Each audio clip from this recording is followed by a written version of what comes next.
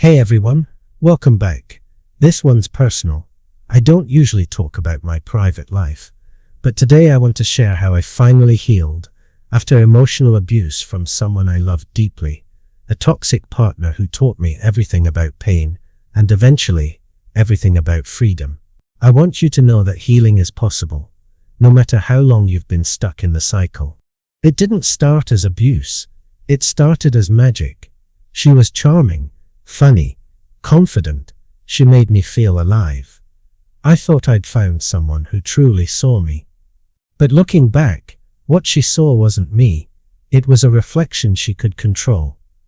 Emotional abuse rarely enters loudly. It walks in wearing love's disguise. At first, I confused intensity with connection. The conversations were deep, the affection constant. I felt addicted to her presence. But intensity without respect is chaos in disguise. Soon, every high came with a low, and I started losing pieces of myself in between.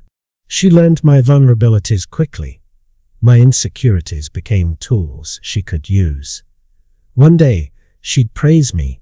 The next, she'd pick me apart. I began living for her approval. That's the trap of emotional abuse. It convinces you that love must be earned, not felt. It wasn't always shouting or cruelty. Sometimes it was quiet, coldness, distance, indifference. She'd go silent for days, then act like nothing happened. That confusion eats away at your confidence. You start apologizing just to end the silence. The manipulation was subtle. She'd make jokes that felt like insults, then laugh it off. If I said something hurt, she'd say, "You're too sensitive."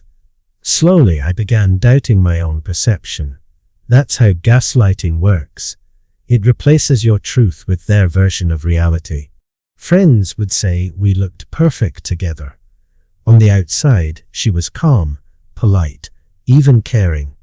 But behind closed doors, her warmth had rules.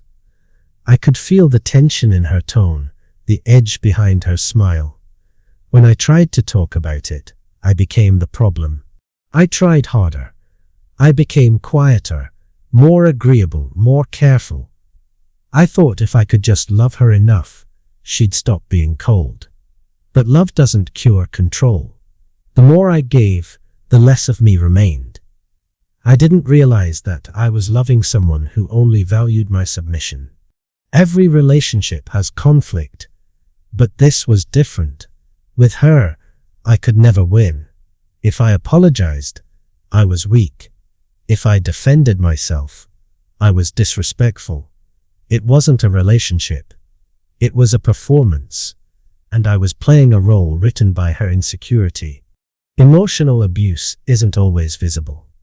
It's in the way you start doubting your worth, the way you hesitate before speaking, the way you stop laughing as freely as you used to. It's not the pain that hurts most, it's the slow disappearance of who you were. I stayed because I believed I could fix it. She wasn't all bad. There were moments of genuine tenderness, enough to keep me hopeful. That's how abusers keep control. They give just enough kindness to reset your hope, then take it away when you start feeling safe. Every time I tried to leave, she'd cry or promise to change. I wanted to believe her, not because I was naive, but because I loved who I thought she was. Emotional abusers are skilled at creating fantasy. You don't fall in love with them. You fall in love with the illusion they built. I remember one night when it hit me. I realized I hadn't felt peace in months. My body was tense, even in silence. That's when I understood. Love shouldn't feel like walking on glass. The person who loves you shouldn't be the one you fear disappointing most. I started reading about emotional abuse, manipulation, trauma bonds. The words felt like home, like someone had finally described what I couldn't explain. I wasn't crazy. I wasn't dramatic. I was being controlled through guilt and confusion. The hardest part wasn't leaving. It was staying gone. She reached out, said all the right things, used every memory against me. We were perfect. You're the only one who gets me. But when I looked closer, I realized those words weren't love. They were bait. Healing began the moment I stopped trying to understand her and started understanding myself. I stopped asking why would she do this and started asking why did I accept it. That shift turned pain into power. I learned that toxic people don't break your strength. They reveal it. Every manipulation I survived taught me how to see through lies faster, set boundaries clearer, and value peace deeper. Pain became the teacher I never asked for, but desperately needed. At first, the silence after leaving felt unbearable. I was used to chaos, to drama, to intensity. Peace felt like withdrawal. But peace isn't empty, it's quiet. It's the sound of your nervous system remembering safety. I spent weeks detoxing from her energy. It's strange. Your body remembers tension like muscle memory. Every vibration of your phone makes your heart race. Healing means retraining your body to believe, I'm safe now.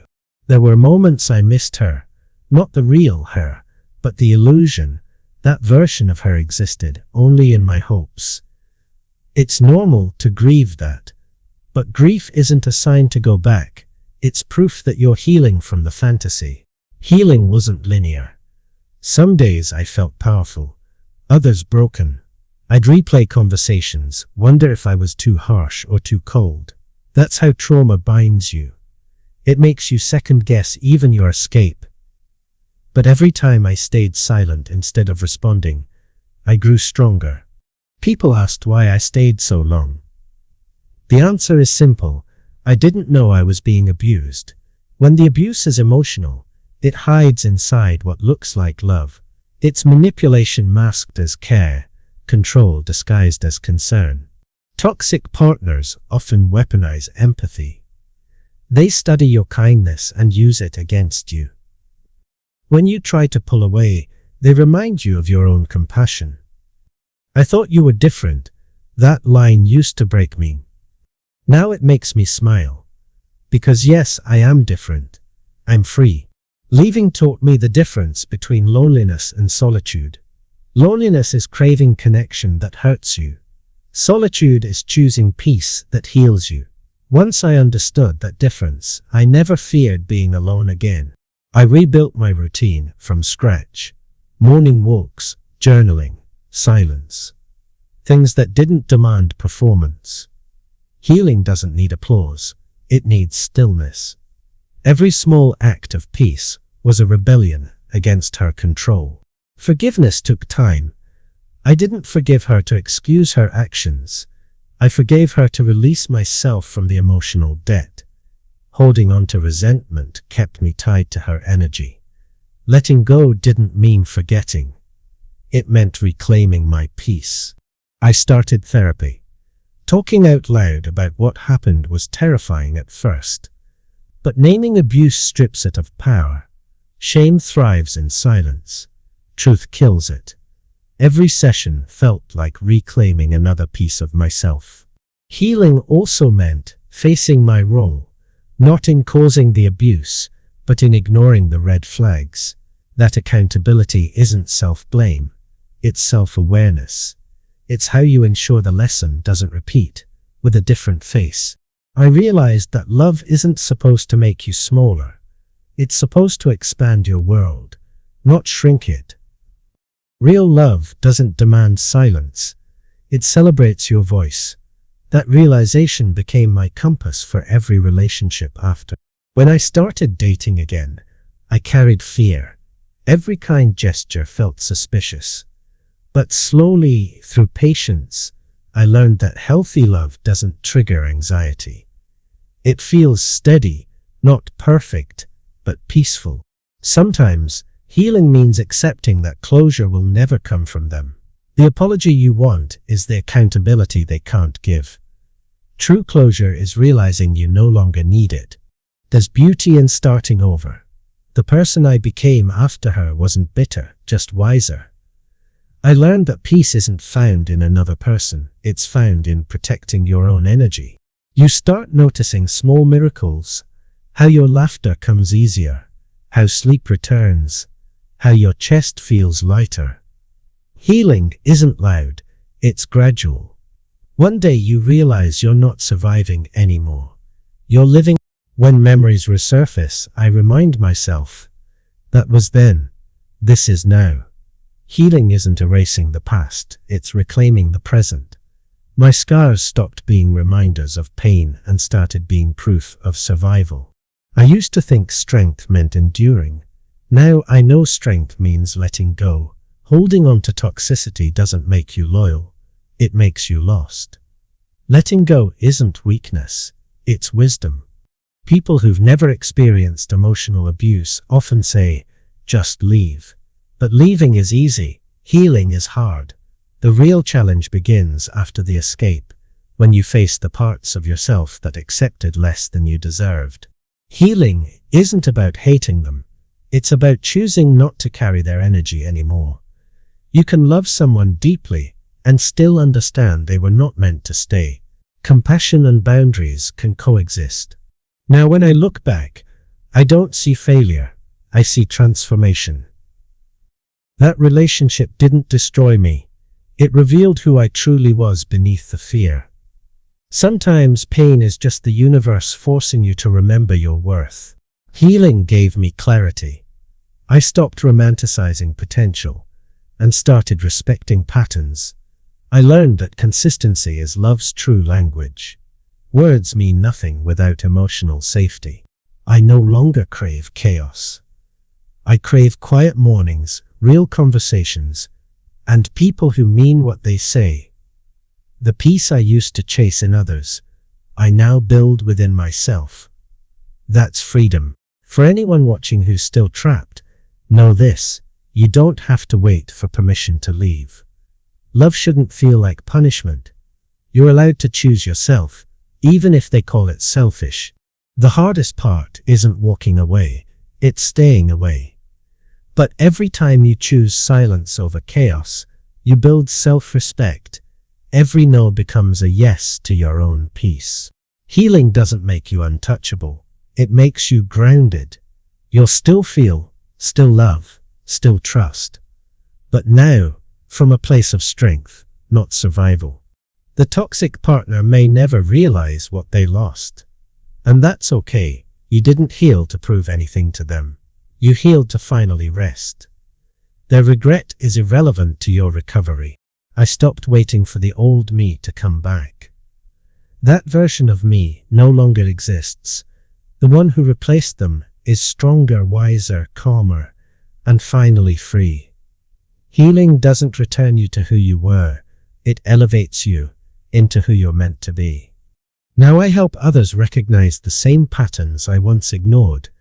That's the beauty of survival. It turns pain into purpose. You become the guide you once needed.